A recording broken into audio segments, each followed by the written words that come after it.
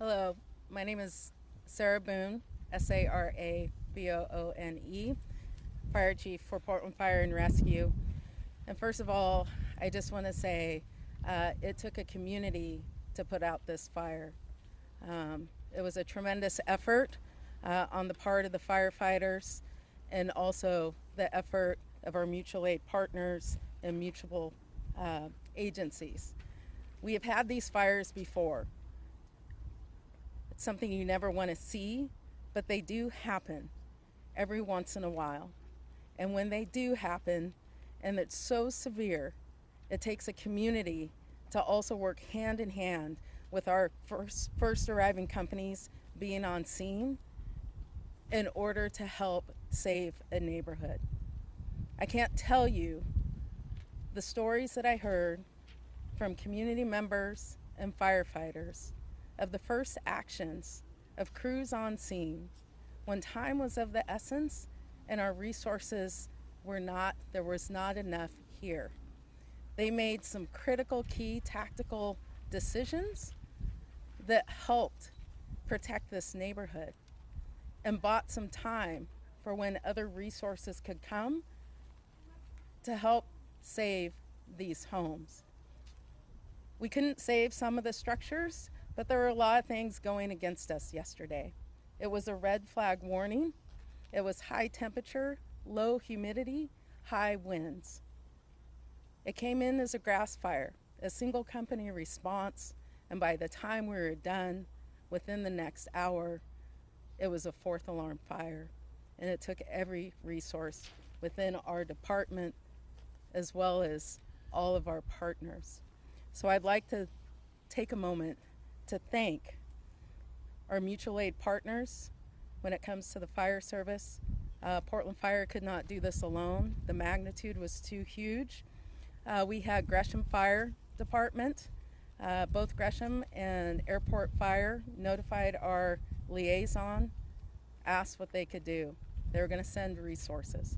So not only did they send resources to backfill our stations, but they also sent resources to the fire scene as well.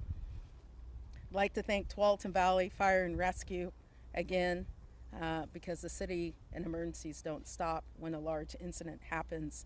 They also staffed our stations while the majority of our resources were at this fire. Lake Oswego Fire Department as well as Vancouver Fire Department. So all our mutual aid partners helped protect the rest of the city as our firefighters were protecting this neighborhood. To our municipal agencies, firefighters can't do this alone. Obviously, this took a great volume of water. We went defensive in order to protect the neighborhoods, and we had to write off buildings.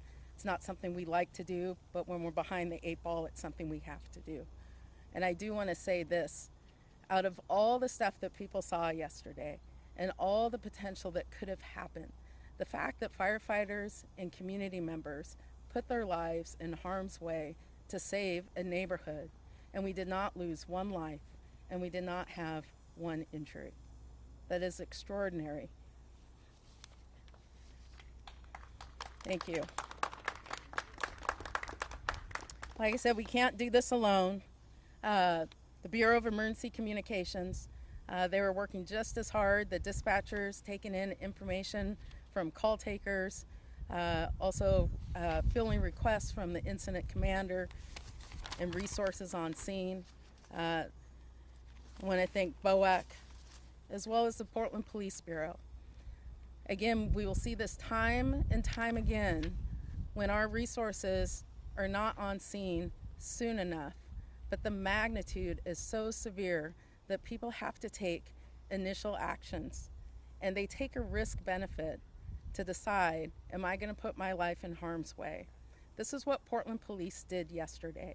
When we didn't have enough people to go and evacuate the houses next to this fire, as well as the neighborhood. They don't have the same protection as structural firefighters do. But they made the decisions, the officers that first arrived and went door to door and started getting people out of the neighborhood and away from and out of harm's way. So I'd like to thank Portland Police and the officers in their initial actions that also helped save lives yesterday.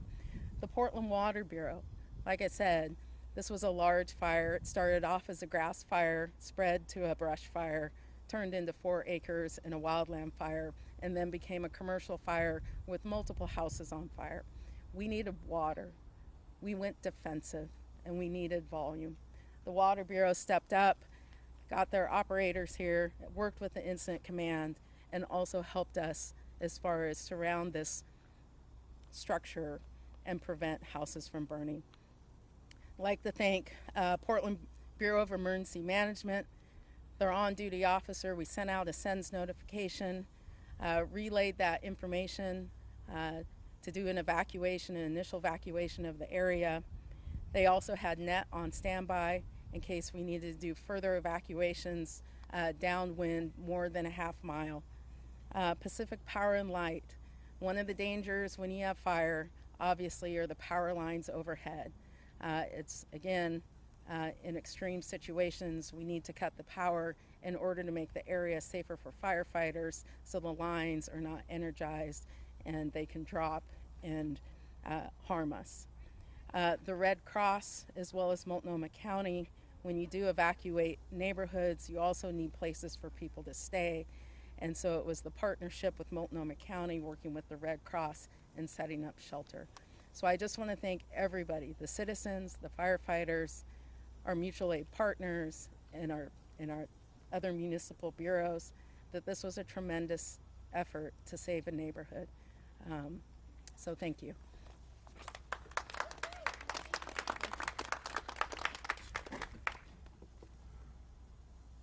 So one of the really difficult things to describe yesterday was the totality of damage, where the most severe damage was done. And so we brought this graphic. Hopefully it'll work for us today, not taking into consideration that the wind is going to make it a little difficult. You just tilt it just a little. Yeah, there we go. Excellent. So what you can see here is kind of the major landmarks. Here you can see Madison High School. You can see what used to be an old driving range, which is that burn zone. Below here are the townhouses on Russell. And I want to just give you guys an accurate description of how much damage we had yesterday and where the worst of it was. So we believe in this purple area at the top there, marked area of interest, is the area that, and the arrows are pointing to it specifically, the area in that old driving range that's overgrown that fire investigators are looking for any kind of information, any pictures, any video, any eyewitness accounts of things that happened in that afternoon prior to the fire or the early stages of the fire. This area then you see in the black and white stripes, the red and white stripes, that is the brush that this time of year we knew was going to be dry. We knew that was going to be a dangerous, one of the dangerous areas in the city. That's the stuff with low moisture that especially travels quick with the high winds that we had yesterday. And what we had yesterday was just a combination of a lot of really difficult conditions that pushed that fire towards these townhouses that you see marked in red and yellow, and then also the car lot and the boxing gym, which is just behind us. About that area of interest and the information we're looking for, I'd like to invite up Lieutenant Jason Anderson of our investigations unit to talk about what the status of the investigation is and what information it is that they're looking for. Lieutenant Anderson. As Lieutenant Chapman stated, I'm Lieutenant Jason Anderson with the Fire Investigations Unit. Since the time of dispatch yesterday, the Fire Investigations Unit with Portland Fire and Rescue, in cooperation with the Bureau of Alcohol, Tobacco, and Firearms, began the investigation into this incident. At this point, we are comfortable with releasing that we believe, more likely than not, this was an intentionally set fire, and that we'd like to direct all tips related to this incident to the Crime Stoppers of Oregon. Specifically, what we're looking for with regards to the information is we're still in the data collection phase. We've been working pretty much with an all-hands-on-deck operation since this incident began. At this point, we've collected a lot of witness statements. We've done our scene examination and our scene processing. But again, what we're looking for right now is we'd like to get information specifically regarding to where that burn zone was indicated on the map. mainly specifically within that driving range area. We'd like to get any types of video that people have with the early set of the fire, anybody that may have been a witness, to please come forward and identify themselves and allow us the opportunity to conduct an interview with them. They can do that through the 823 info line directly to the Portland Fire and Rescue, or if they have information directly related to how the fire started, they can do that through Crime Stoppers of Oregon. Thank you.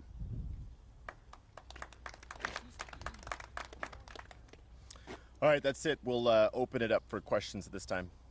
Can you just clarify? Neighbors thought this building was abandoned, but is this the boxing gym right here? As I understand it, just behind us here is the boxing gym and what was an athletic club that is no longer. So as far as what areas the boxing gym was occupying and what was the old athletic club, I'm not exactly sure, but we know those were the two businesses that received this heavy damage here. And then was it just the one townhome that was burned and the others have smoke and water damage? Yeah, that's a good question. So there's the first four here, essentially, the ones that received damage. Mostly the three that received some exterior damage, and then the one closest to this fire is the one that actually had damage that was bad enough that they can't be in their homes for the next few days. A few neighbors said they've seen quite a few homeless campers up in that area. Is that something that's being looked into as well? All sources of ignition, the investigators are going to be looking at. As you heard Lieutenant Anderson mention, we do believe that it was of human cause of some sort. Until we have exact details on linking just what that human cause was in the fire, we really can't speculate. Can you explain the different colors on the map here, the red, yellow, and Yeah, I don't think I really gave a good explanation to begin with. So if you could see, there's essentially four different color types here. The red and white is really just the wildfire that was happening. The purple is the area of interest that the investigators are talking about, and you can see the arrows pointing to specific areas in that wildfire that they feel like are of interest. What you can't probably see incredibly clear there is those are like the tee boxes. So right as those tee boxes interact with that really tall brush and blackberries, that's the area that we're concerned about. When you go down below here, this is where a lot of heroics happened yesterday. This is where, between our fire crews, the police officers that were doing evacuations at risk of their own lives, residents that were out there with garden hoses doing whatever they could to help, this is where some pretty amazing work happened. And really the fact that we were limited to just the severe damage to the one townhouse that's marked in red, then the 2 or 3 that are marked in yellow is pretty significant considering how fast and how significant that fire was at the time. You'll see another red area there marked car lot. About 50 cars were lost there. We're still getting clarification on why there were 50 cars in the lot right there. And then there's the lumberyard bike park that's marked in yellow because that one received not damage, it wasn't complete damage of the business, but it was definitely very severe. And then you'll see the boxing gym is marked out in red, and that there shows the pretty significant damage that was done to the structure behind me. What was your strategy for this? Did you just have firefighters at all sides trying to attack it as best you could? Just like you said, to keep it. It could have been way worse with all these homes right here. Yeah, that's a great question, and there were things early on in that fire especially that were key. The decisions that those first arriving lieutenants made, as they arrived, the first crew went directly to the wildfire. They could see that that was going to create the biggest problem and the biggest threat to the greatest amount of homes. So they went to surround that. They actually said over the radio, we're going to try and flank this.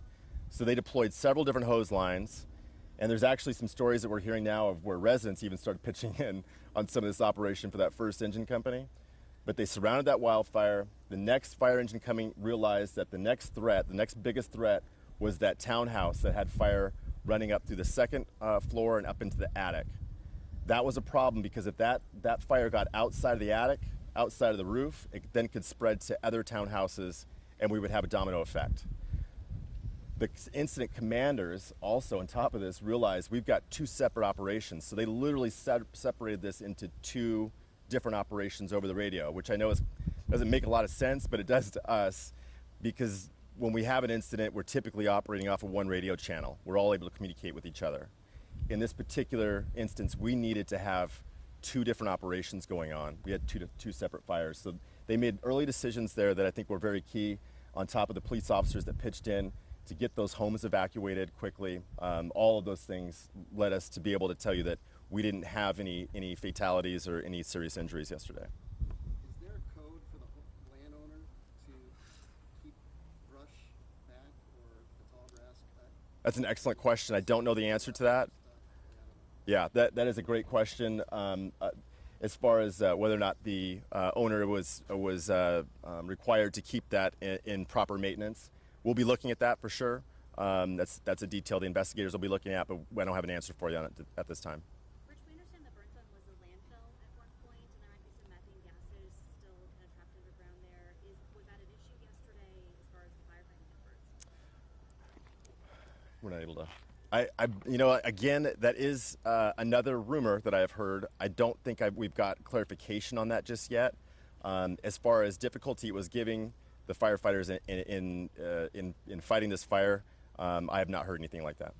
Can you, Lieutenant Anderson, talk more about why you say you believe it's intentionally set? Does that mean it's suspicious?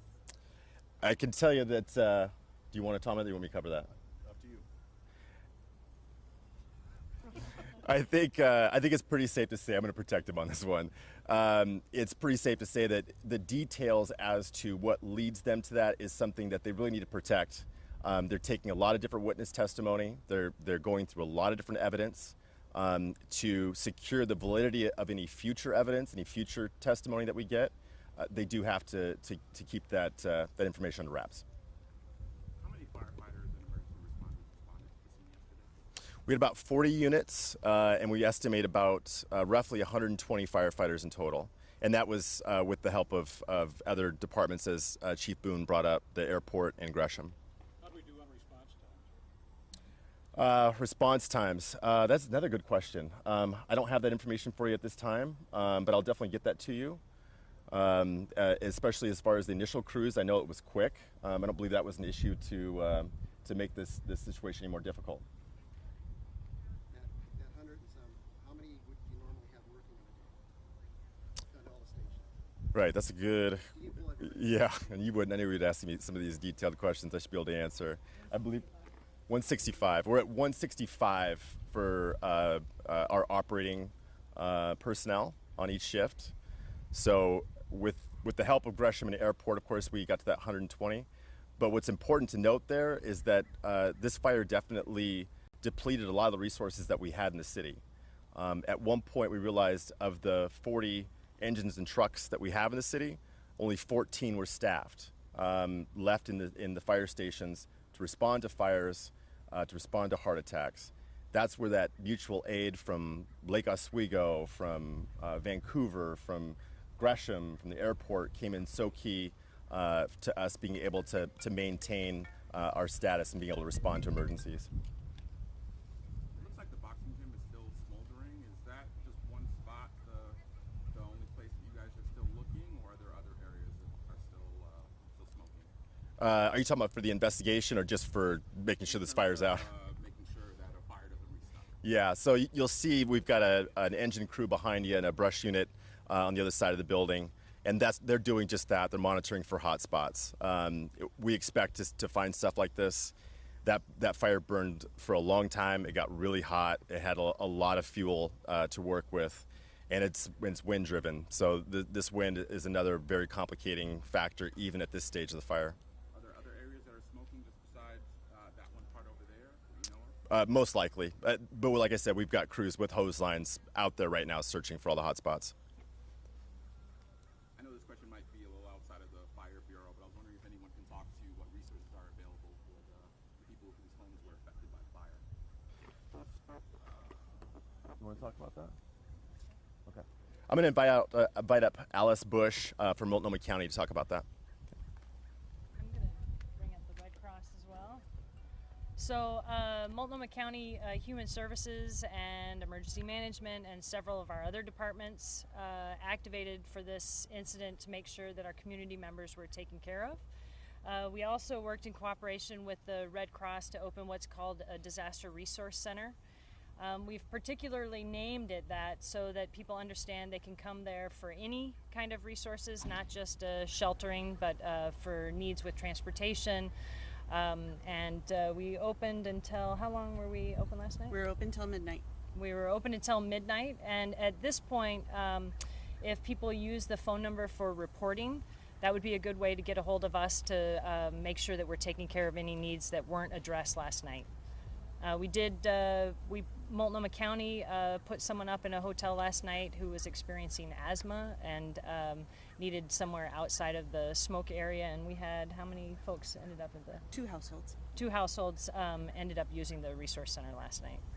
Oh, the resource center? Just one. Okay. Okay. 2 households are being taken care of, and one used the resource center. Correct. Any other questions? That resource center is a physical place people can come to? Yes. So a disaster resource center is immediately it's where we gather county resources to figure out whether or not we need to open a resource center. And when we arrived on scene yesterday, it was pretty clear that the fire wasn't going to go out immediately. So we open resource centers, and sometimes a resource center is just the perimeter where we're providing information for the community and making sure we're getting things translated into the languages that people speak and addressing any transportation needs that they have. Last night we did make the decision to open a physical location for the resource center where people could go outside of the smoke.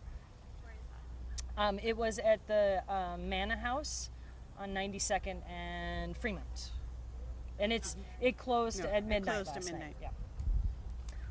Those resource centers stay open for the duration of need, and because we only had a couple of people show up to that resource center, we did close it at midnight. I have another question for the Fire Bureau. Excellent. Okay, thank you. At this point, do you know how long you guys, any estimate as to how long you guys will remain here on the scene? That's a good question. It really depends on the investigation. Will be a big part of that. How quick they can actually sift through this evidence and then get stuff moved out with tractors and bigger, heavier equipment. It's too early for us to make that estimate at this point. One more question. Mm-hmm. The boxing gym, that was abandoned, right? Or was it an Is- occupied business? As I understand, the boxing gym was an occupied business. There was an athletic club here also that was not operating.